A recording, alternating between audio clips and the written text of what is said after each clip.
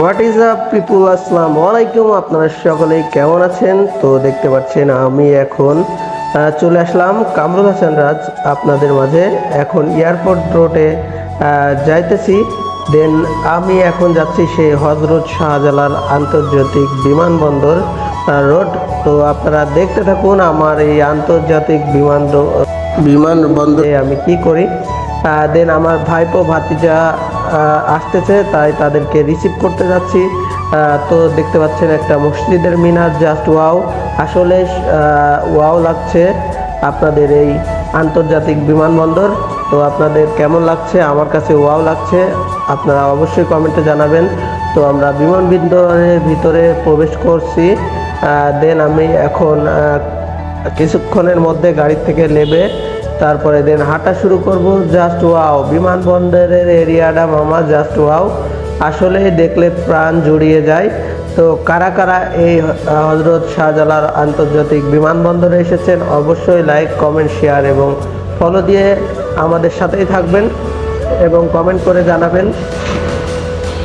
তো দেন দেখতে পাচ্ছেন জ্যামে পড়ছি, এই কারণে লেবে গেলাম আমরা প্রাইভেট কার থেকে। দেন এবার হাঁটা শুরু করব, দেখব বিমানবন্দরের মধ্যে কি কি আছে আপনাদের দেখাবো। তো দেখতে পাচ্ছেন লেবে হাঁটা শুরু করতেছি।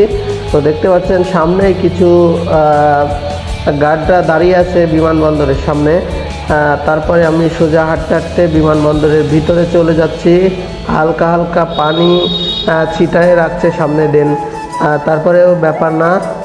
তো প্রচুর রোদ পড়তেছে বিমানবন্দর রোডে, রোদের জন্য মাথা ঘুরে যাচ্ছে। তো দেখতে পাচ্ছেন অনেক ভাই ব্রাদার আপুরা আসতেছে, চারিদিকটা জাস্ট ওয়াও লাগতেছে। তো আপনাদের দেখাবো আমি এখন বিমানবন্দরের ভিতরে কি কি আছে। তো দেখতে পাচ্ছেন বিমানবন্দরের ভিতরে একটা সুন্দর পতাকা আছে এবং বঙ্গবন্ধু শেখ মুজিবুর রহমানের একটা ছবি আছে। দেন বাংলাদেশের একটা পতাকা উঠতেছে। এরপরে আমি হাঁটতেই থাকছি বিমানবন্দরের ভিতরে যাব বিধায়। তো দেখতে থাকুন আমি বিভিন্ন বিমানবন্দরের ভিতরে গিয়ে কি করি। তো আপনারা আজকে আমাদের এই ব্লগটা দেখতে থাকুন।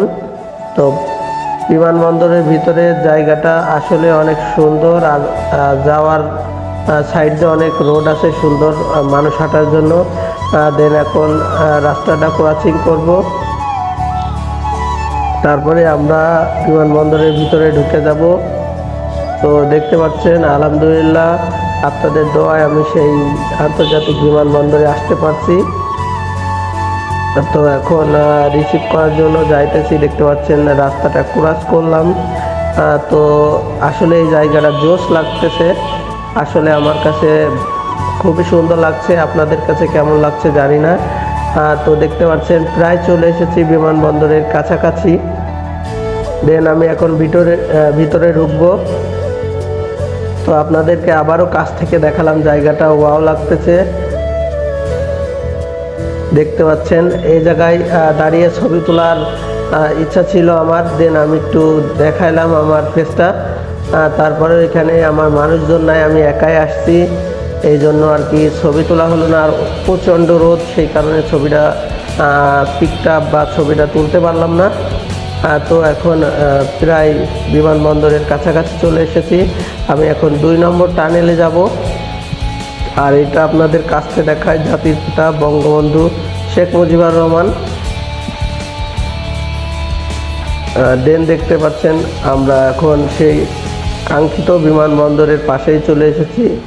অনেক ভাই ব্রাদাররা প্রবাসে যাবে বলে ট্রলি নিয়ে যাইতেছে। দেখতে পাচ্ছেন আসলে প্রবাস জীবনটা খুবই কষ্টের। তো সব প্রবাসী ভাইদের জন্য অসংখ্য ধন্যবাদ। আল্লাহ যেন তাদেরকে সব সময় সুস্থ রাখে। তারপরে এখন আমি বিমানবন্দরের ভিতরে চলে যাব। তারপরেও প্রচণ্ড রোদ লাগতেছে। আর এই যে দেখতে পাচ্ছেন এখান থেকে জায়গাটা কি ওয়াও ভিউ লাগতেছে। দেন ওই যে এখানে কোনো জায়গায় ছায়া নাই, একটা বটগাছতলায় অনেকটা ছায়া আছে, বটগাছতলায় গিয়ে দাঁড়াই। ভাইপো ভাতি যারা আসে ফোন দিবে, আমি তখন রিসিভ করব তাদেরকে। দেন দেখতে পাচ্ছেন যে বিমানবন্দরের সামনে চলে এসেছি একদম। তো গাড়ি ঘোড়া অনেক চলতেছে, গাড়ি পার্কিংয়ের জায়গাও আছে সুন্দর। তারপরে আপনারা দেখতে পাচ্ছেন আন্তর্জাতিক বিমানবন্দর, হজরত শাহজালাল আন্তর্জাতিক বিমানবন্দর। এবার আমি এই বটতলায় দাঁড়ায় আছি ছায়া একটা জায়গায়, এখান থেকে আপনাদের ভিউটা দেখাচ্ছি। জাস্ট ওয়াও মামা। তো আপনারা কে কে গিয়েছেন এই ঢাকা আন্তর্জাতিক বিমানবন্দরে অবশ্যই কমেন্ট করে যাবেন। অনেক প্রবাসী ভাইরা এখানে বসে আছে গাছের তলায়। দেন জাস্ট ওয়াও লাগতেছে। 2 নম্বর টানেলে যাব। দেন আমি এখন টানেল থেকে বের হলাম। কিছুটা ভিডিও করা হয় নাই, কারণ হলো আমার সাথে কেউ ছিল না।